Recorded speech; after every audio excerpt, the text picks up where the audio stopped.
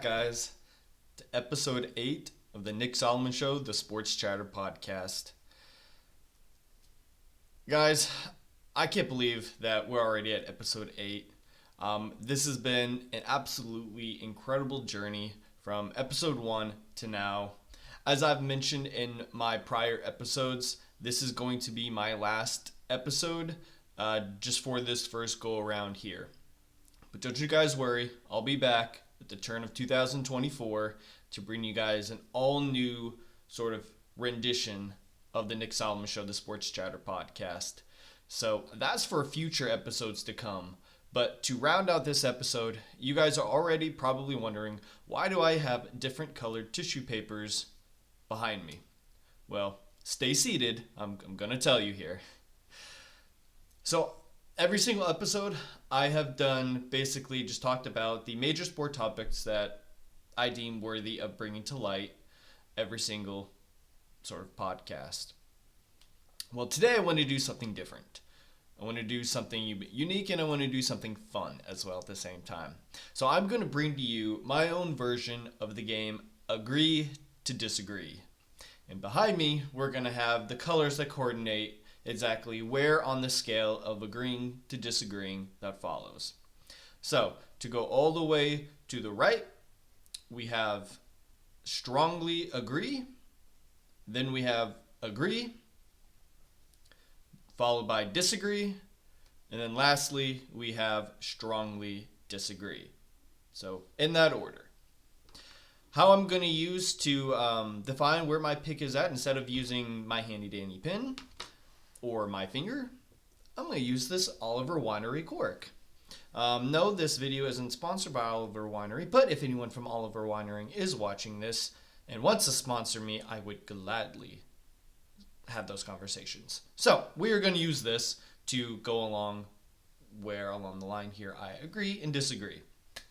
What are the questions that I'm going to ask? Well, they're going to be all sport related. However, about halfway through, I am going to put a little bit of pop culture in there as well, just to give a different flavor.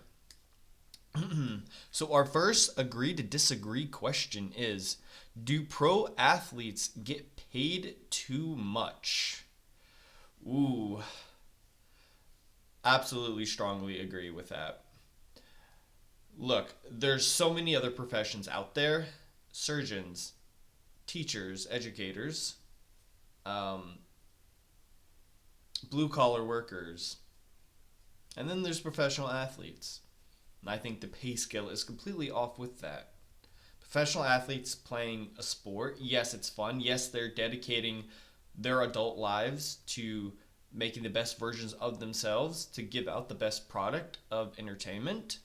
But honestly, just like actors or any sort of people in the entertainment field, I think they do get paid too much. Yes, they devote a lot of time out of their lives. Yes, they miss a lot of social aspects of their lives. They give up that portion to be able to give themselves to their profession, to give themselves to their work. Yes, that should mean something, and it does. But it shouldn't mean $500 million, like Patrick Mahomes' contract. Or $750 million, which is what Shohei Ohtani is going to eventually get. So, yes, I agree that athletes do get paid too much. I'm not sure what that equivalent number should be, but it shouldn't be multi-millions of dollars. Winning is the most important thing ever. I strongly agree. And this goes back to one of the best quotes that I personally like, and it's by Vince Lombardi, and that is, if winning isn't everything, why do they keep score? And I 100% agree with that. You know, you can take away a lot from losing, absolutely. But I'm there to win first and foremost. I don't care how it does. I don't care how it happens. Winning is the most important thing.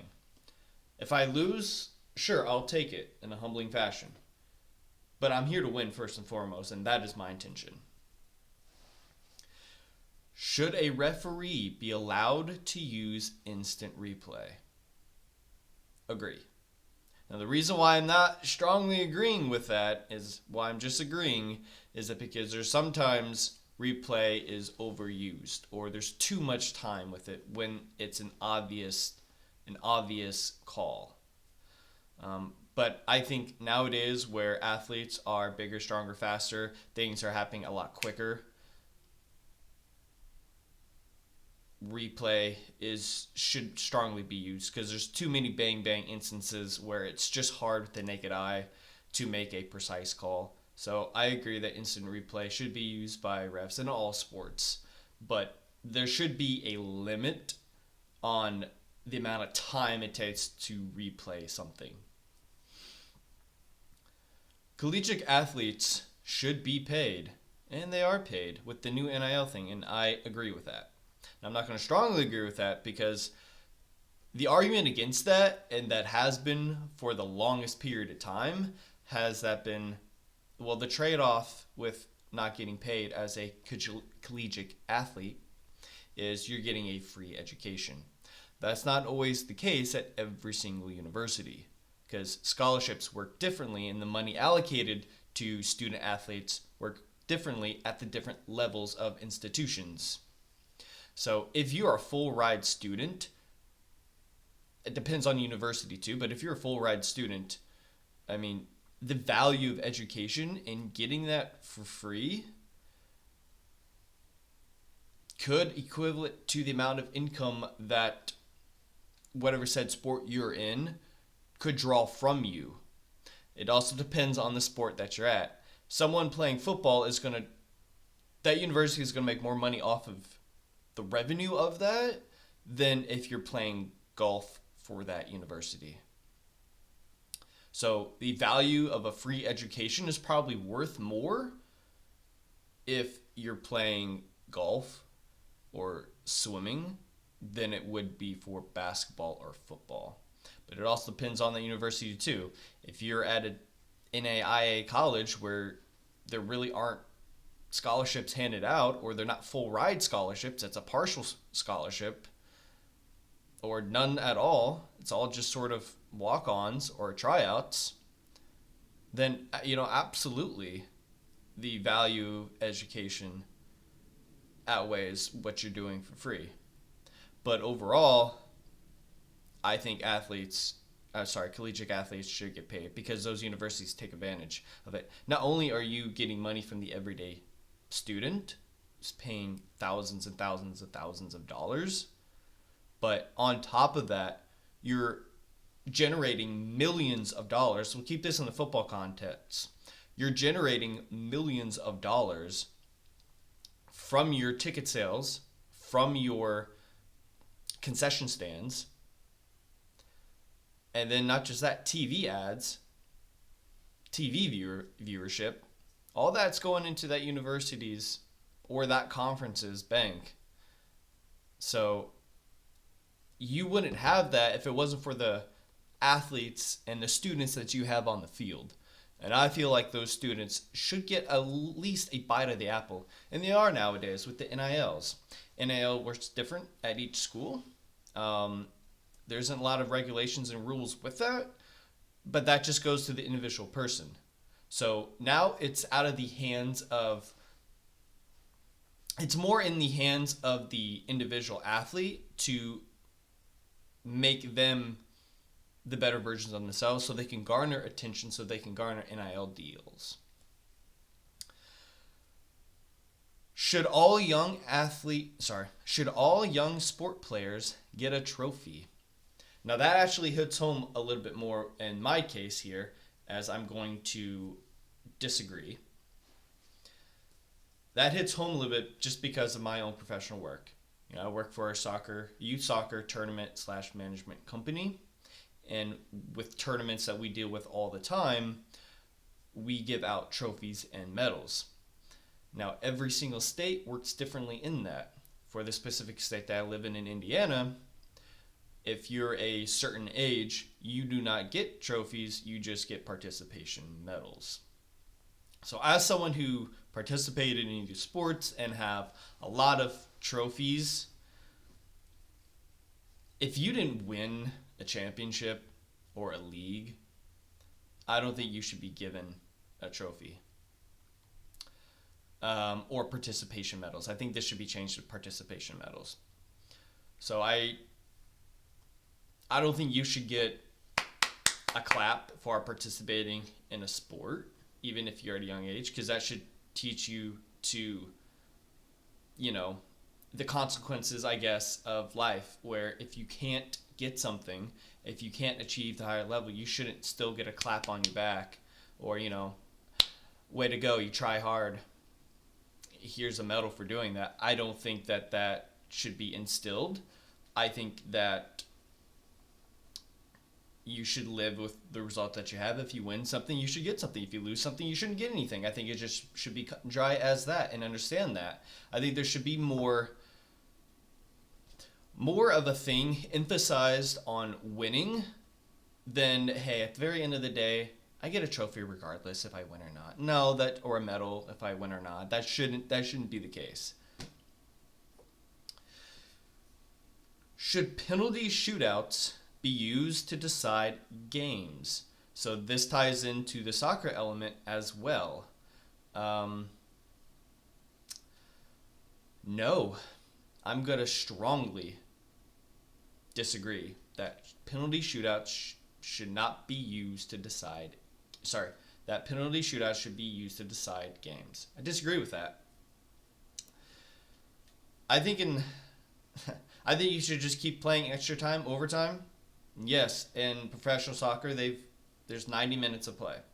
And then if it's still tied, it goes to extended period, which is 15 minutes at halftime, then another 15 minutes. So another 30 minutes in total. You're talking 120-minute game time.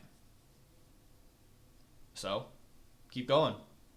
You're both tired. You're both playing the same amount of minutes. Might as well keep going. I don't want to see a game come down to your 5 versus my 5 and then the goalie. Yes, the goalie works hard too. They are professionals as well. They take a lot of pride in their skills as well to be able to stop the ball, to be able to read where you're going to shoot the ball and anticipate. And yes, players get paid for shooting the ball too. This shows off your skills as far as being able to directly kick where you want the ball to go. I'm not taking anything away from that, but it's such a advantage to the offensive player than it is the goalie. 8 out of 10 times that ball is going into the goal. If the ball doesn't go, as I drop my handy dandy marker here, as the ball doesn't go into the goal, more often than not, that's on the kicker. That's not on the goalie for stopping that or anticipating it. 8 out of 10 times that ball is going in the goal, and it could be more than that percentage. Just keep on playing. Just keep on playing until a goal can be decided. If it takes another 5 minutes, if it takes another 2 hours, just keep playing. You don't see in basketball. Now in basketball, in football, they have a cutoff rule. If just no one scores, you end in a tie. Now, this probably comes into play for playoff scenarios. Regular season games can end in a tie, but in a game can't end in a tie. I don't think it should come to that. Because in basketball, you don't do a free throw contest. First one to miss a free throw, the other team wins. No, they kind of keep playing overtime in the playoffs. They keep going. Same thing in NFL. They keep going. Now, there might be some rules with that, like sudden death situations. But same thing in college. But for things like soccer, it shouldn't be decided to a penalty shootout or a sudden death scenario. Is it fair to compare different athletes from different eras? I agree. In this era, there's a lot more speed and there's a lot more athleticism compared to, let's say, 40 years ago. And that just happens to do with technology, understanding the game better, watching the game more and more and more and more. You're just further evolutionizing the product. So athletes playing in their own era played against similar athletes. Athletes playing now played against similar type athletes. It's not a mix. So while I'm talking that out loud, I'm actually going to reverse my answer and actually disagree. You should not compare athletes to different eras because it's completely different. LeBron is playing in a different style, different era than Michael Cooper. And if you don't know who Michael Cooper is, he is a former Hall of Famer and basketball player for the LA Lakers. One played in the 80s, one's playing right now still. Completely two different types. If you take Michael Cooper, pick them up, drop them in today's era, probably be a different player than if you picked up LeBron, dropped them into the 80s, be a completely different player. Not saying one or the other couldn't do well, but they'd be a completely different player and have a completely different impact. So that's why you shouldn't compare players from different eras. Should sport leagues consider a mercy rule? Absolutely disagree with that. The Dolphins are a really good example of that. Actually, no. I'm take that back. They're not a good example of that. The Las Vegas Raiders versus the San Diego, Los Angeles Chargers game is a good example of that. They were up 49-0, I believe, or 43-0 going into the fourth quarter. And it was the top of the fourth quarter. That coach told his team, we are not letting our foot off the gas. And I agree with that. If your opponent is down, if you know you're beating them and there's nothing that they can do to come back on you, you keep your foot on their throat and you keep squeezing down. There shouldn't be a mercy rule in sports. If you can't beat me and if I'm still running up the score, that is a lack of preparation on you. As a coach, I did my job to prepare my team for this game against you. Okay? And I'm going to show that off, regardless if I have 0 viewerships or 10 million viewerships.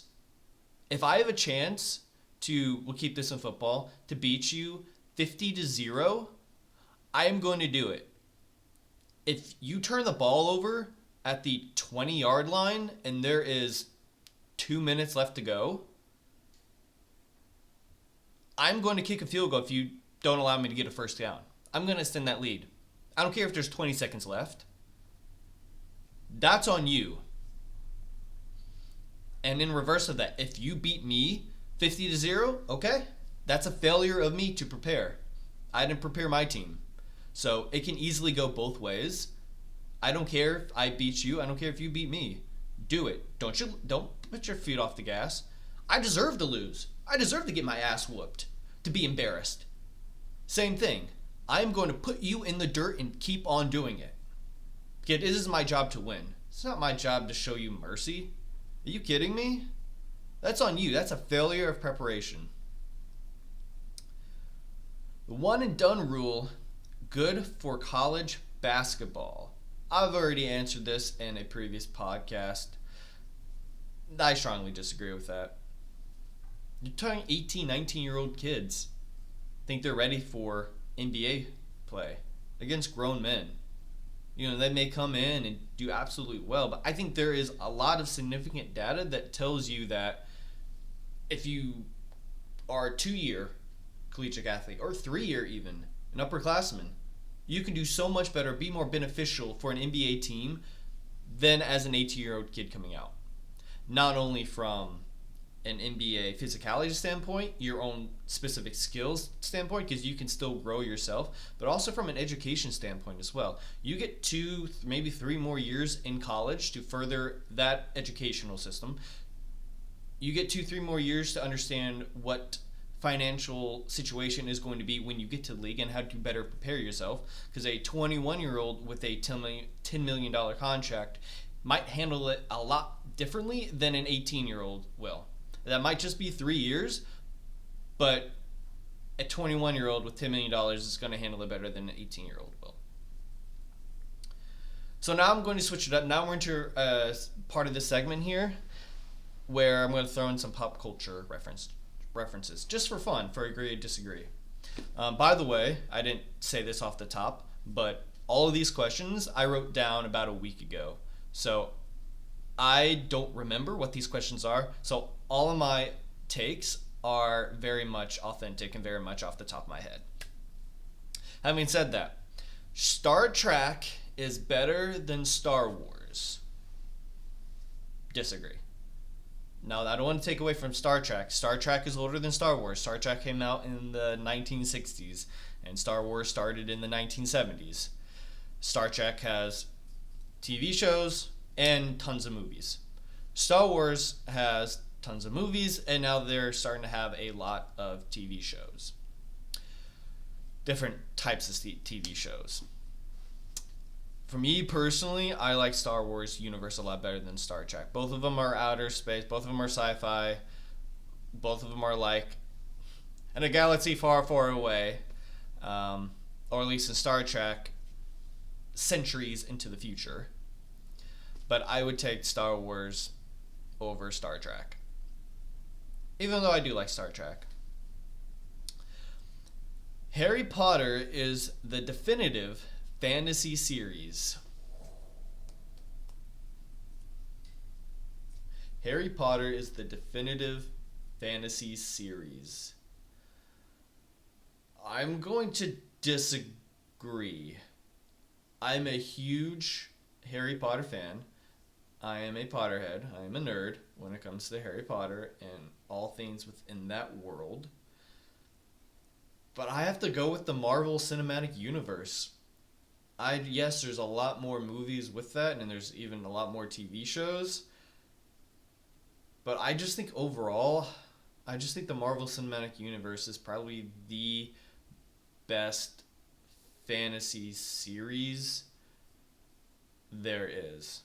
I think there's a lot of different layers with the Marvel movies than there are the Harry Potter ones. Harry Potter is kind of a mystery type of series. You know, you build up to the very end to understand how things worked, or at least to see some things come full circle. But it's kind of consistent throughout. Marvel will throw different elements at you with each movie. It kind of keeps you on your toes, and you have to keep waiting for the next one. Or at least for Harry Potter, even in the book series, you kind of knew, like, before, while each book was coming out, before you knew what the next book was going to be about, you kind of knew where the course of action was probably going to lead to. Basketball is more exciting to watch than football. Disagree. Strongly disagree. Look, I love both. I love watching both, but there's nothing like watching football. Soccer is the most popular sport in the world. Agree. More countries in the world have some sort of soccer league than any other sport. Soccer is easy to just go outside in your backyard and play. With basketball, you sort of need a hard surface and a hoop in the net. With football, you kind of need another person. With golf, you kind of need to have a golf course or some sort of... I guess you can dig a hole in the ground and pretend, but you might need some distance because not everything is short game. With swimming, you need water. And like with tennis, yeah, you can keep on hitting a ball on the other side, but you kind of want another player with you. That kind of makes it entertaining. With soccer, you can kind of just dribble around. You can shoot off a wall, have it so it can have it return to you. You can practice so many different things by yourself that makes soccer easy to just pick up a ball. And it doesn't even have to be a proper soccer ball. Like, you could probably use a basketball and pretend it's a soccer ball. Yeah, it's going to feel different. It's a lot harder. You can use a volleyball. So I would say soccer is the most popular sport in the world. Coffee is better than tea. Agree. I drink both. I like both. Shout out to Tetley. But I've probably drank tea a lot longer than I have drank coffee, but I for sure am a coffee drinker over tea. I'm not going to a bakery, let's just say, and ordering a tea. I am probably going to order coffee. It's on the forefront of my mind. Cookies are better than cake. Ooh. Let's just put out my two favorites. If you're saying Snickerdoodle cookies are better than red velvet cake, I would say Snickerdoodle. So yes, I would agree, but just hardly agree. Ooh. Watching a regular season game courtside is better than watching a playoff game in the rafters. I would disagree with that because there's nothing like the atmosphere of a playoff game. I don't care if you're way up here, way up there. There's nothing like the atmosphere in a playoff game. Social media impacts player performance. I absolutely strongly agree with that. Now, in this day of age, I mean, athletes are constantly looking at their own page, looking at their own brand, seeing if it's trending up or trending down. And I think that has an effect when they actually go out there and perform. It is easier to learn football than basketball. I personally agree with this. I think it's much easier to explain, a quarterback. You're hiking the ball, you're throwing it to somebody open. You're someone who catches the ball, you're running a route, you're looking for the ball, you catch it. If you're a running back, you get the ball and you try to score. I think it's just easier to hone your skills in football than it is basketball. Yes, both need a lot of work, continuous work, to be able to, be excellent at it. But I think it's easier to be excellent at it in the football world than it is the basketball world. And my last question, or my last agree or disagree, is the Charlotte Hornets will win an NBA championship before the Cleveland Browns win the NFL Super Bowl. Ooh. I am going to agree with that. Just barely agree. Although I kind of just want to go down the middle. Both of these franchises have both neither won a championship in their franchise history or ever been to a championship series or game in their franchise history. Yeah, I think just because the one and done system in the NFL versus the series system in the NBA, I'm going to give the nod to the series because there's more chances that you could advance than if you could have a bad game in the NBA playoffs and you can bounce back and still win the next game. You have a bad game in the NFL playoffs, you're done. You're out. See you next year. So there's more chances to win and also to lose than it is for the NFL. It's a higher chance to lose and a higher chance to lose. Higher chance to win and a higher chance to lose. In the NBA, that's just a little bit smaller. So that's why I'm going to go with that, because there's more maybe a consistent thing to advance on in the NBA than it is the NFL. Same amount of rounds, but I'm going to give the Hornets a better shot than the Browns just because of how the structure is in the playoffs. Well, guys, I hope you have enjoyed watching all 8 episodes. If you haven't, every single link from episode 1, the pilot, to episode 7 are down in the description below. So if you've missed any episodes or just want to rewatch them for fun, absolutely, to kill some time, go ahead and click any one of the links down below and just enjoy my takes with you. I hope you've enjoyed this journey with me. I know I certainly have. It's been an absolute joy to prepare all these topics, to talk about them with you, just to share my voice with you.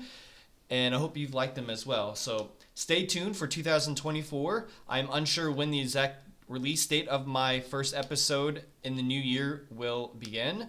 But like I said before, many different changes are coming for sort of the next iteration of the Nick Solomon Show, the Sports Chatter podcast. So just stay tuned, and I will see you guys later. Thank you. Have a good one.